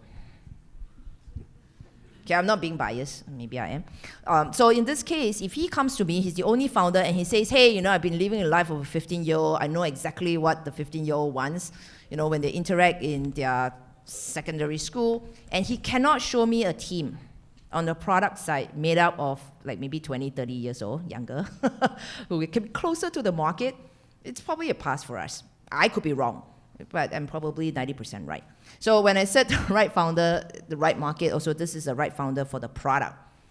60 years old come to me and said, I have 30 years. 20 years in Microsoft, 10 years in HP. I've run huge sales organization. I know how SaaS platforms are built. I've developed a network of customers in the banking industry, the travel industry, and my new startup is in the SaaS space, software as a service, selling to the same enterprise. And he can show me a team that knows how to build and sell software products to enterprise. Likelihood he fit this kind of founder and market. Then it's about, is this the right time? Is your product good enough? Are there buyers of your product? So in that sense, there are some framework that we can analyze. The tough part is when we get, say, a teacher, a teacher saying, I'm going to want to disrupt the biomedical sector. I'm going to come out with the best genetic sequencing technology. And he cannot show me a team. Like in this case, it's very far off, right? Yes, they may still be successful, but the chances is low, right? So in that sense, that's where we have to put in all these different factors and say, first of all, is this the right combination? Is the timing the right ones? And of course, then is the valuation and the stage that we're coming in, does that fit with the fund? Then of course, the last test is, do I like the CEO? Because it is a relationship where once we are investor, so the average holding period or exit from investment to kind of an IPO or exit, the shortest average holding period is about 7 years, 7 to 8 years. Alibaba, when our fund invested and was led by a different partner, invested in 2003, we exited like 2013, 10 years later. And then they went public 2014 and so on, right? So it's a long journey. And so it's very important that we have to feel that this is the CEO that we can talk to, we can see them grow, we can help them grow, and we can still be very good friends, along that journey as well. Because 10 years, you are gonna see up and down turns, for sure, right? And so I think the last criteria is like, if this guy is very snobbish, he doesn't want to talk to investors, he feels he's kind of the top, it may be harder, right? Because I know that he will hit tough times. And then in that sense, is he going to be open to having outside help to come in? So. Okay. Any more questions from the floor? Would anybody like to stand up and ask? Yes. There's a mic coming to you. 1 second. Hi, I'm PJ and Jenny. I have to say you have so much energy and dynamism. Yeah, thank you. My background is psychology and child education, and when you first talk about yourself, what comes to mind to me is that your curiosity is very high. You have a child's curiosity and this hunger to learn. But and you're talking about how you got fascinated when you were like in your teens, when you went to New Zealand, but I have a feeling that, the seeds of what you are right now is actually during your childhood. Okay, and let me give you some example. For instance, like Einstein, he was fascinated. When he was ill, he was given a compass, and that, made his mind spin. And then we have like Frank Lloyd Wright, the architect. So he grew up a childhood of just playing with blocks. So I just wonder if you remember your childhood, what it's like. Is there anything that it's quite fascinating? Were you given a lot of freedom and things like that? Wow, Yeah. this is really I just had good. a very good psychology session. Thank you very much. Actually, no. I grew up in a very average family. In fact, most of my life, I grew up in Toa Payoh, different blocks. I don't really go out, kind of stay at home. My family was poor. I went to a neighborhood school that's no longer around. It just shut it down years ago. I don't have many toys. I have no toys, but I do have one. I have a Lego set. It's the only toy I had when I was tiny, when I was young. And then I don't remember any other toys I had. So I'm not great. I think I am, I love innovation. I love being out there. I love challenging myself. I think the one thing that drove me is inner drive. Everybody whom I've met, have known me, is amazed by my energy. Because I do things because it's what I want to do, not because someone tells me to do that, right? So maybe that's what allows me to move forward. Well, when I was young, I actually maybe sharing my, if I'm not a VC, I wanted to be an astronaut. So the world was always very small for me. It was probably too small for me. And if I cannot be an astronaut, I wanted to be a genetic engineer, which I think I still have a chance. So that's a new area. If I'm not a VC, I have some investors who know me here. I think life is amazing. But I think life is going through their next challenge, which is on the medical front. And I think that technology is now finally crossing into that frontier where it can be leveraged into not just making life convenient, but into more arena. So it's a different topic, but I think technology is now ready to merge into the biomedical and healthcare sector. As it turns out, Jenny, there's a question on that. What's your investment appetite for telemedicine companies, for healthcare manufacturers? So I think I just answered that. I think telemedicine, internet health medical devices, they are just 1.0, right? It's really leveraging tech today to enable the services industry. But where I see new disruption is what we talked about, genetic sequencing, engineering, life itself. Medicine, I think it's key as well. Can we get better medicine? Can we get better healthcare to really support the population growth? The world is getting older everywhere. Whether it's China, Japan, we are seeing the problem today. I think in the next 5 years, there will be more than 500 million of the population in Asia that will be age 55 and above. So it will be aging, will be a key problem or population group that we need to start to pay attention to. Right. Yep. Actually, in answer to the previous question, I think you did reveal your USP as a child. You thought very big. I don't think there are many children who want to be astronauts, right? So I think that was. And I tried, right? I went to upgrade planes. So. Okay, Jenny, I'll ask you to be candid now. Mistakes. Everybody makes mistakes, even venture capital investors make mistakes. Can you tell us about a couple of your big mistakes and what you learned from them? Yeah, so I think that we make mistakes every day as well. We learn from the mistakes. I think the best investors learn from mistakes. The most common mistakes we make is assuming that CEOs can change. Humans, hard to change. So sometimes and I work with, it's true I have a childlike curiosity. So all the CEOs I find, the majority are very young, like 23, 24, the youngest 19. So they don't feel like I'm an old woman talking to them. So it's kind of good. So I think that our most common mistake sometimes is building our hope and vision and aspiration and assuming, when we share that with the CEOs, assuming that he or she understands it enough to make the changes, to implement the changes.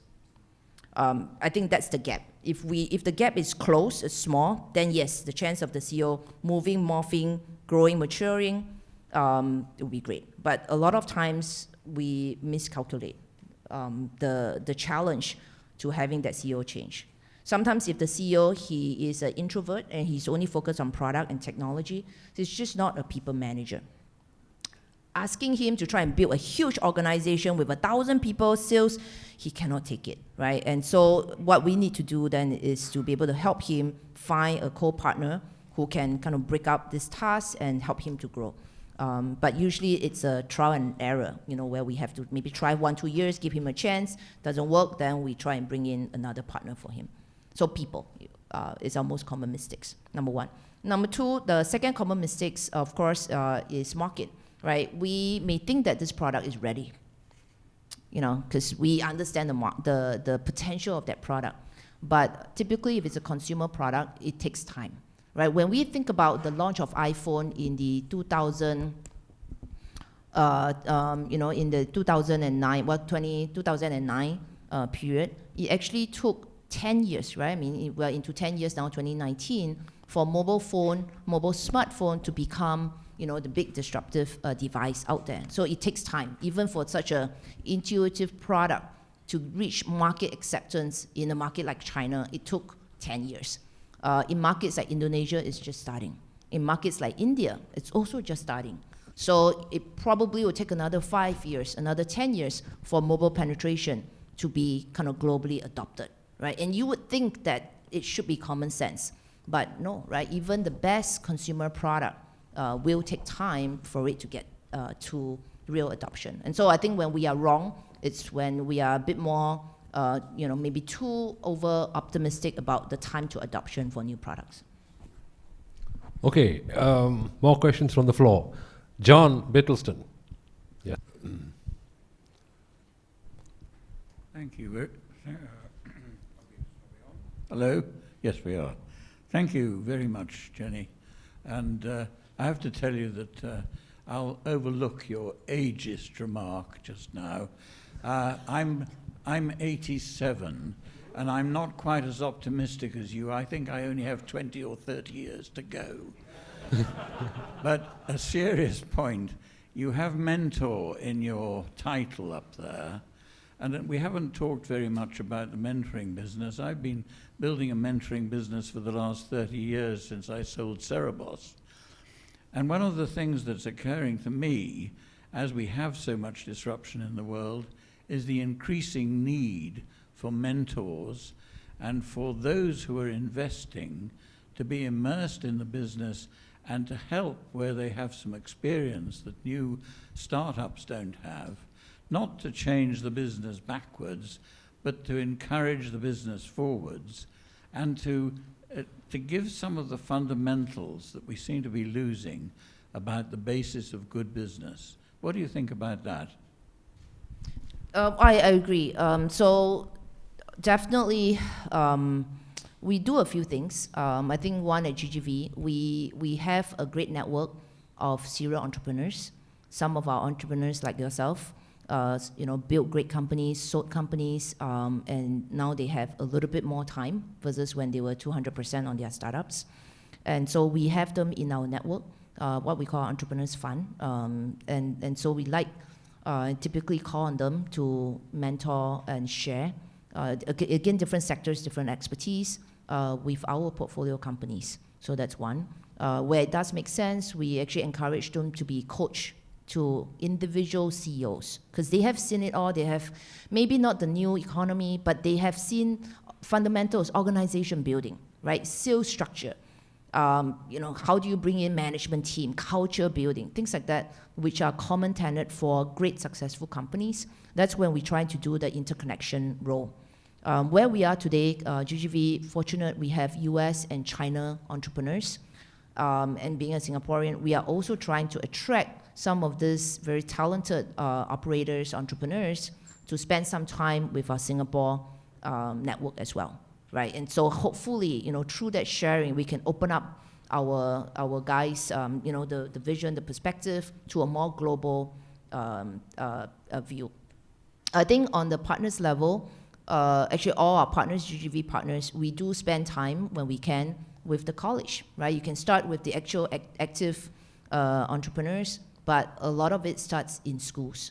My partners, like Hans, for example, he's based in the US. He spends time at Stanford, at Berkeley, at the schools to talk to the up-and-coming students who are thinking about startups. I'm doing that when I'm here with the community as well. So I think it's little steps, but we hope that through our own unique network, it's important. I like to say that if I can tell my CEO, if you take this path, there are 3 holes in front of you. There are 3 pits, you're going to fall into them. But I tell you how they're going to look like. Some is going to look like maybe 5 meters, some is going to be 20 meters, like 100 meters. If I can see what potentially those could be the pitfalls, I'm going to tell you, right? But we'll let the CEO has to figure this out, right? If he decides to fall into a 5-meter pit, okay, that's not too bad, right? You can pull him out. If it's a 200-meter, it may be the end of the company. But I think as good investors, board members, shareholders, if we know and if we have seen it, then we can actually bring in those resources and expertise to at least show him the road, right? But entrepreneurs, as CEOs, they have to decide the path that they want to go. I cannot, walk that path for him, but I can actually guide them, right? We can guide them as they progress as well. I think that's how we think about it. To the extent you have time, we love to have you spend time with our entrepreneurs as well. Thank you, John, for that question. John, by the way, built Cerebos, the essence of chicken, right? Mr. Essence of Chicken himself. Okay, so Jenny, your VCs are known as agents of disruption. You are agents of disruption. But could it be that your own business is also going to be disrupted? For example, you have crowdfunding now, you have ICOs, right? So do you feel your business is also on the cusp of disruption? Yeah. So we are a group of paranoid investors constantly thinking about what's going to happen to our business. I do think that we're not going to be disrupted by ICOs or crowdfunding. I think that wave has gone and passed. I think that the disruption is about, or the fear that we have is, are we staying close to the ground? Because every 3-4 years, new companies are popping out, say in the social space in Asia, right? Are we getting too old to be closer to the market? Can we restructure ourselves? Can we find new team members? Can we spend time differently or techniques differently to understand that new growth, the new entrepreneurs that's coming out? I think that's where we spend time to understand. The theme about suspense disbelief, it's so easy to say, okay, because I'm an iPhone user, no one else uses iPhone. Because I never spent to buy a virtual BMW online, doesn't mean other people will not, right? So it's how do we then move ourselves into a framework and our team to not just think in our own lights, but to change the way. So I think those are our partner spends time every quarter thinking about this, right? What has changed in the market? Should we move? What has changed in Southeast Asia? Why do we need now GGV to have our 5th office started here, which we just opened, right? Things like that, strategic, long-term, and then of course tactical as well, to ensure that we are there when new disruptions are coming up.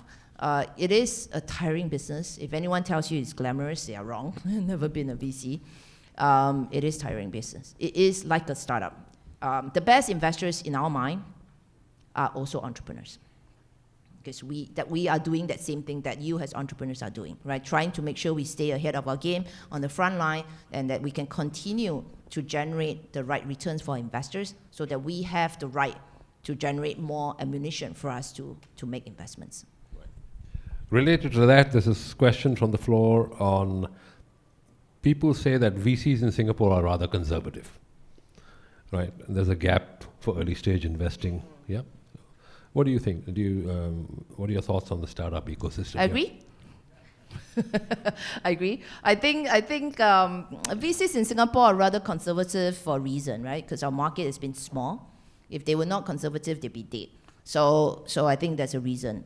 As the market grows and flourishes, I think that the investors will get more, risk-taking into new areas.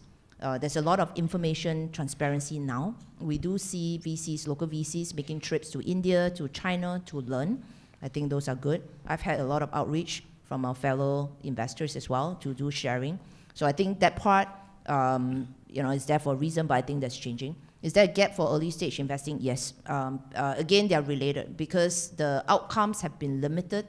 The amount of LP interest in the region has been smaller relative to big markets like China and US. As a VC, you cannot just be focused on the Singapore market. You have to, as I mentioned earlier, look at the broader Southeast Asia market, even India market. And so, I do feel that as the region grows, as we have more unicorns like the likes of Razer, Garena, Grab, it will attract more institutional LP dollar into this market. And so I think the industry will get better. We are also attracting folks like us, right? We don't play in Southeast Asia, Singapore, but we're now here. So the challenge for Singapore VCs is that you are going to see real competition. And those real competitors, in the form of people like us, we have a lot of experience. We have seen the battles. And so I think that it will be a very interesting landscape. And so the local folks will have, I'm sure, that motivation to change. Because if they don't change, they may not be around anymore. Changing gears here, what's your personal care regimen for staying resilient? How do you nurture mental clarity? Okay. For those who knows me, you know that I'm a very simple person. I do not complicate my life.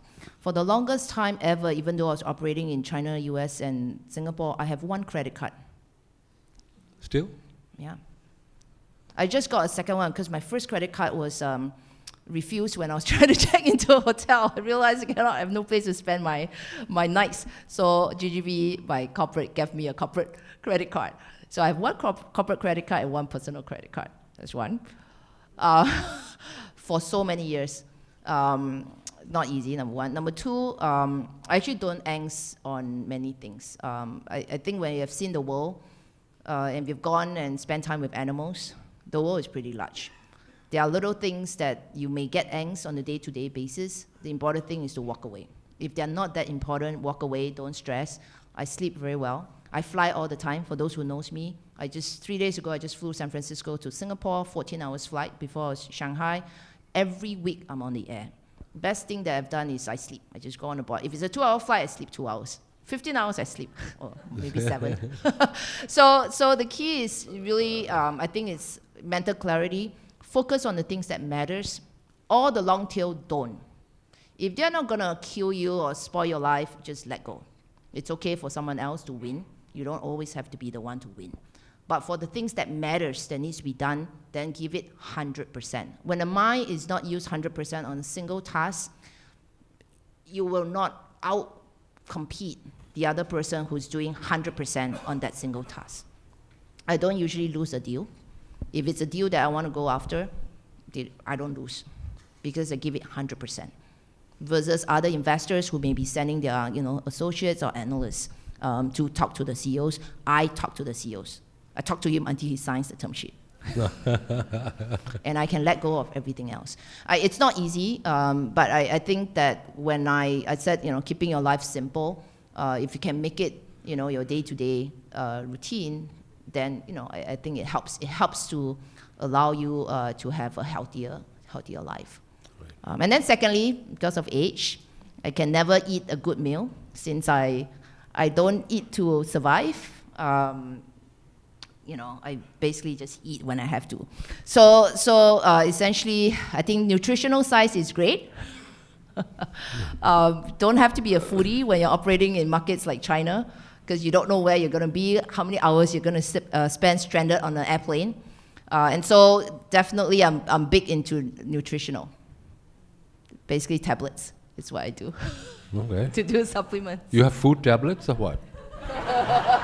I'm waiting for the food tablet, but other than that, all the supplements and vitamins and things that I need to keep my blood tests on target. So go for your blood test if you're an entrepreneur on the front line. I do a health check every 6 months. It's very important. Okay. Well, we're talking about food. I think food is going to be ready quite soon. So we're kind of running out of time. So I'd like to give an opportunity to someone from the floor one more time. Yes, sir. Can you hear me? Yes. Thank you, Jenny. A moment ago, you talked a bit about something. No, sorry. I think it's better to use the mic. People on the other side might not be able to hear you. Thank you. Hello. Thank you. You spoke about the consumer side, for example, on some of the large, Tencent slowing down and the pivot now to the enterprise side. Can you talk a little bit about how you think that is going to play out for some of these companies? Obviously, we have some examples in the US of a company like Google trying to make the shift from consumer to enterprise in the cloud. It has not worked out well at all, despite great engineers, great technical talents. I'd be really keen to get your thoughts on some of the names like Tencent and how that's going to play out in China for them. Thank you. Yeah, so I think that, so a few big areas that we're looking from an investment perspective, other than consumer, is enterprise. China is, particularly in China. So over the last many years, China's back-end cloud infrastructure was very archaic. It's only the last 5 to 6 years that you start to see AWS, right? You start to see Ali Cloud. And when the cloud infrastructure gets to a level where you can guarantee QoS, quality of service, it now allows startups to focus on product, on building the right product to cater, whether it's workflow, software services, whether it's sales organization, things like that. So the ecosystem actually took a while. It took a long time for the back end to get ready. In the last 5 to 6 years, I think it's now the back end infrastructure is ready for cloud hosting, number one. Number two, the enterprise. So the enterprise is almost to B to C. It's like to C. With the proliferation of mobile devices, the device is now, your interface to the internet. And even the old boss, I like to say in China, right, for the small SMEs, you're talking about a few 40, 50 million SMEs. The boss, right, the boss of the enterprise is the key who decides, do they buy into SaaS services? In the past, they don't have a mobile phone. It's their assistant who prints out the stuff and have them sign, right? So they are not onto SaaS. pay-as-you-go type service. Today, they all have the latest Huawei phone, iPhone, Xiaomi phone. So they understand pay-as-you-go, they understand subscription services, and therefore they are more likely to adopt software as a service where you pay on a monthly basis for services, whether it's invoicing services, whether it's accounting, sales management tools. So I think one is the supply side on the technology is maturing, and then I think the demand side on the enterprise ability to adopt and pay as you go, that actually has really progressed quite a bit. Also with payment, right? The payment infrastructure with WeChat, Alipay, all maturing. So we think that enterprise startups in China will go into its real growth sector. China has been behind US by at least 5-10 years. So as GGV, we're investor in Slack, Zendesk, Airbnb, enterprise type success factors, enterprise type companies in the US. We've been tracking the China market for a long time, but we feel that the inflection point is there on that front. Now, the question, whether BATs can make it, we don't know, because it's a DNA change. But they see similar adoption on the demand side. And therefore, if you don't get into it, or at least try, you never know if you can make it. But Chinese companies have very interesting DNA, right? Alibaba started e-commerce. It was to be doing listing, yellow page listing.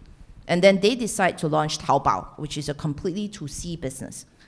There were many investors who decided not to invest in Taobao because they didn't believe Alibaba had the DNA for 2C business. Yet Taobao today is huge. Alibaba decided they want to do cloud, right? And today they are the largest Ali cloud infrastructure at the back end, which is a 2B business.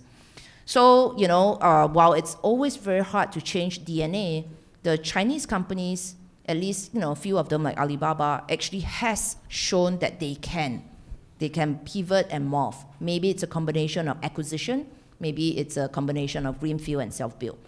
So I wouldn't discount them right now, because, Tencent going to enterprise, Tencent has WeChat.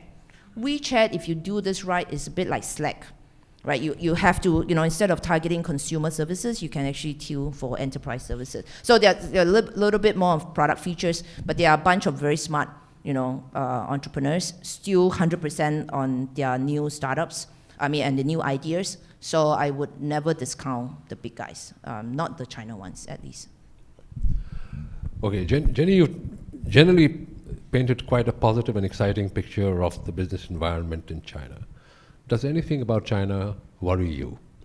Maybe the economic slowdown, maybe the society, what's going on, maybe the politics, I don't know. Is there anything that concerns you, or the trade war for that matter? Yes. No, I think all of the above. So definitely yes. We as investors, we need to be positive and we look for those opportunities. But definitely there are a couple of overhangs, and the overhangs are happening all at the same time. So number one, the slowdown, right? Even on the technology side, there isn't a big new growth driver, right? We all talked about AI, we talked about excitement, but we know that to leverage AI to build application will take some time because it's going to 2B application. But the fact that consumer penetration on mobile internet has slowed down, like I said, we're already a billion, 1.4 billion population. We are facing all the big companies, the small ones as well, from a new growth perspective, they are facing, slowing growth. That's one. And then two, the cost, right? The cost of living in China has gone up quite substantially.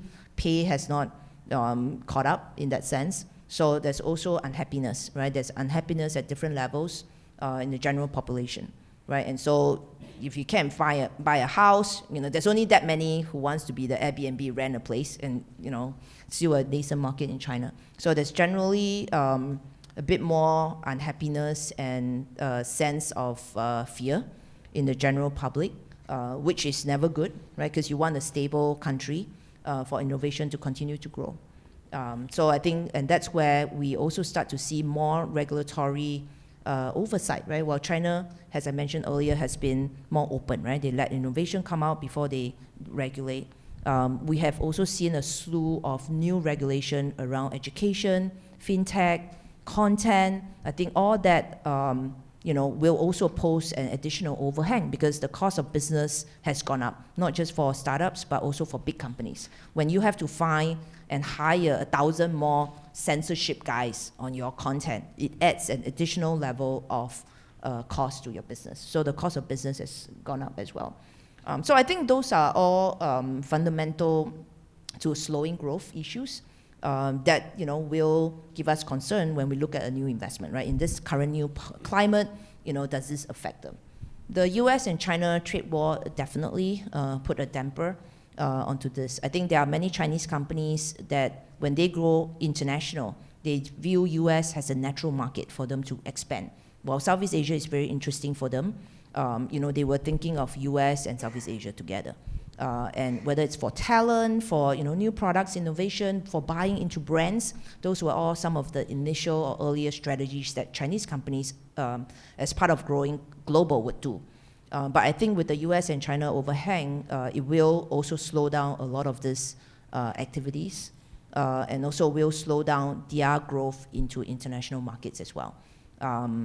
The ADRs, for those of you investing in stocks, a lot of times the Chinese ADRs listed in the US, they may be great companies, but there's also an overhang. Every time Trump tweets, like say something, the stock moves. So the ADRs may not be trading on fundamentals alone.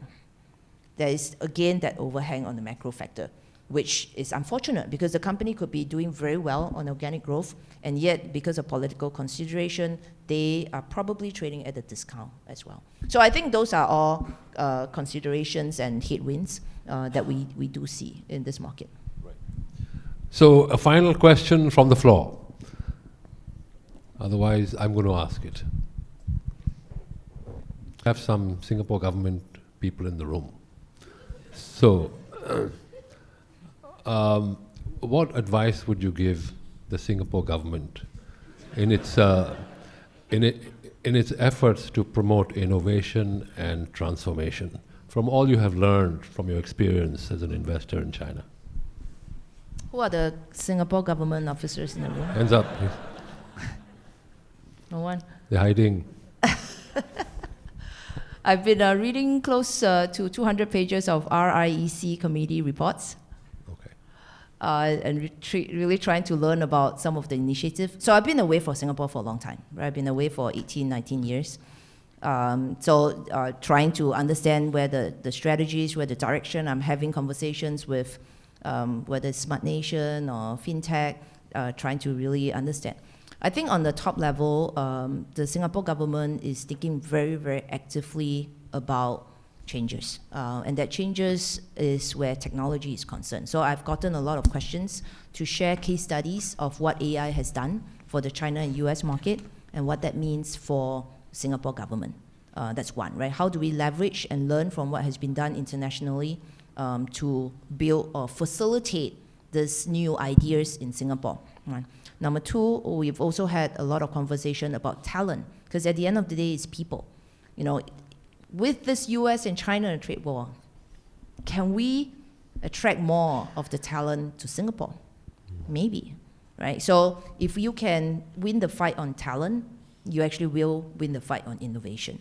So what does that mean, right? Like, are there tactical things? Can we bring more Singaporeans back? Can we make Singapore into an environment where it's really good sandbox, right?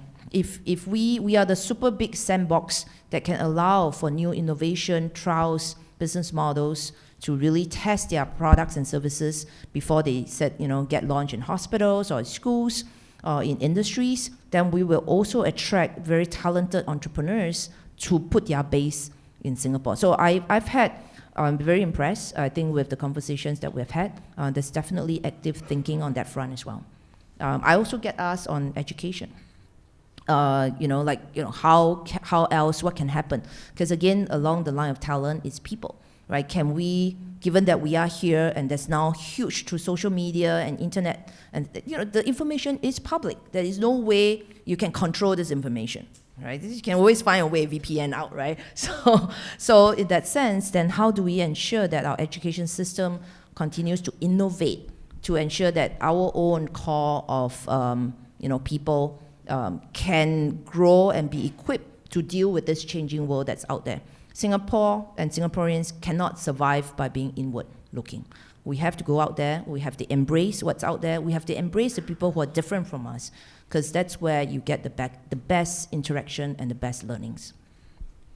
Fantastic.